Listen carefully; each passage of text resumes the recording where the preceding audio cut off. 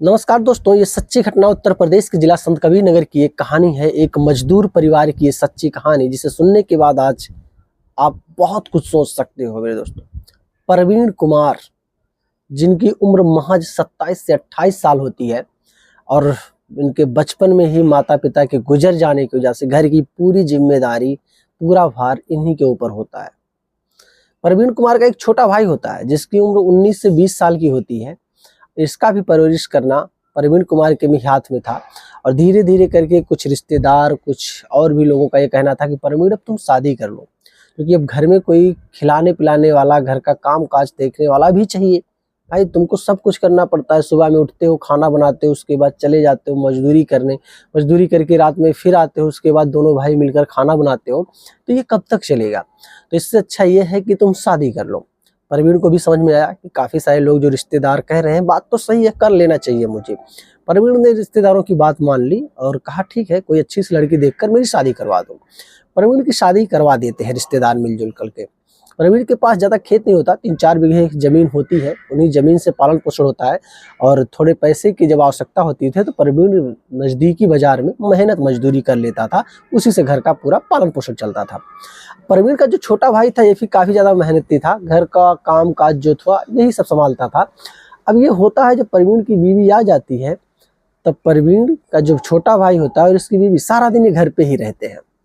मतलब कुछ भी लाना होता था तो प्रवीण की वाइफ हमेशा कहती थी, देवर जी जाके ये मार्केट से ले आओ, देवर जी आज ये कर लो, देवर जी खेत में चले जाओ ये ले आओ, मतलब सारा काम इन्हीं का। प्रवीण ने एक स्पेशल एकदम परमानेंटली जॉब उसी नजदीकी बाजार में कर लिया, जहां उनकी सैलरी 15,000 थी और प्रवीण सुबह 8 बजे निकल जाते थे, रात में 9 बजे आते थे।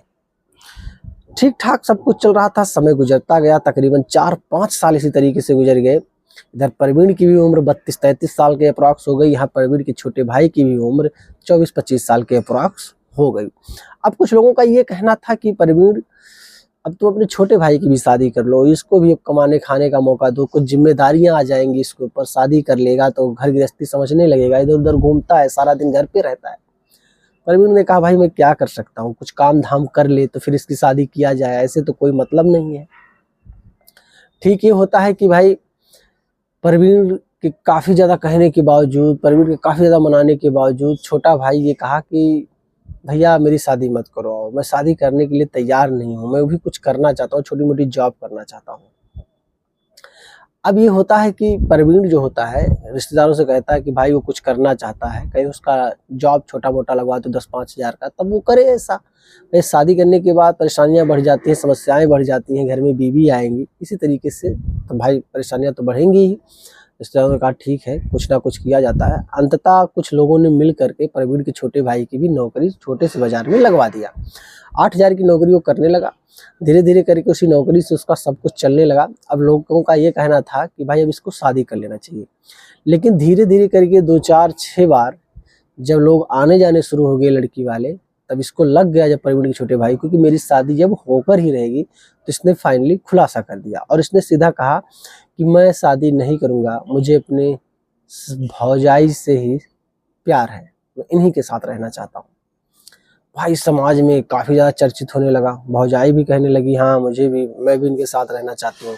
काफी सारे लोगों ने ये कहा कि भाई तुम 2 पतियों को लेकर एक साथ कैसे रह सकती हो। उसी भौजाई ने कहा मैं रह लूंगी, मुझे कोई दिक्कत नहीं है। अब भाई समस्या बहुत हो गया, काफी ज्यादा तन तनाव हुआ, लेकिन प्रवीण जो था स्वभाव का बड़ा अच्छा था। उसने कहा चलो ठीक है, कोई बात नहीं है, अगर मेरे भाई को ये रिश्ता मंजूर है, मेरी पत्नी को भी ये रिश्ता मंजूर है, तो मुझे कोई एतराज नहीं, दोनों साथ में रहना चाहते हैं, बिल्कुल इनकी शादी में करवा देता हूँ, साथ में रहे, मुझे कोई एतराज नहीं। इनकी शादी भी हो जाती है, शादी ये दोनों कर भी लेते हैं, यानी कि प्रवीण और इनकी पत्नी और प्रवीण का छोटा भाई, ये तीनों एक साथ एक ही बिस्तर पे सोते भी हैं। शायद सुनने के बाद आपको अचंभव लग रहा होगा मेरे दोस्त, लेकिन ये एक सच्ची घटना है उत्तर प्रदेश के संत कबीर नगर की। अब काफी सारे न्यूज रिपोर्टर, काफी सारे प्रेस वाले पहुंचने लगे, धीरे धीरे पूछने लगे प्रवीण से, प्रवीण की पत्नी से, प्रवीण के छोटे भाई से कि भाई ये सब क्या चल रहा है, समाज में क्या असर पड़ेगा, आखिर आप लोग ऐसा क्यों कर रहे हो। प्रवीण का छोटा भाई कहता है कि कोई असर नहीं पड़ेगा समाज में, आज के समय में सब आजाद हैं, जो जिसके साथ रहना चाहे रह ले, शादी करना चाहे कर ले, कोई दिक्कत नहीं है, बस रजामंदी से सारे रिश्ते होने चाहिए, कोई भी रिश्ता जबरदस्ती से नहीं होना चाहिए। और ये सारी चीज़ें जब लोगों में फैलने लगी तो धीरे धीरे इस पर एक अच्छी सी स्टोरी भी बननी शुरू हो गई मेरे दोस्तों, जिसके आधार पर मैंने भी ये स्टोरी बना दी। हालांकि छोटी सी कहानी सुनाने का मतलब किसी की भावनाओं को ठेस पहुंचाना नहीं, बल्कि एक स्टोरी बनाने का मकसद है। हालांकि ये छोटी सी कहानी सुनने के बाद आप क्या कहना चाहोगे परवीन के बारे में, या उसकी पत्नी के बारे में, या परवीन के छोटे भाई के बारे में, कमेंट में जवाब जरूर देना। वीडियो पसंद आया तो लाइक करना, और चैनल पे नए हो दोस्तों सब्सक्राइब कर लेना। मिलेंगे एक बेहतरीन से कॉन्सेप्ट को लेकर, तब तक के लिए जय हिंद।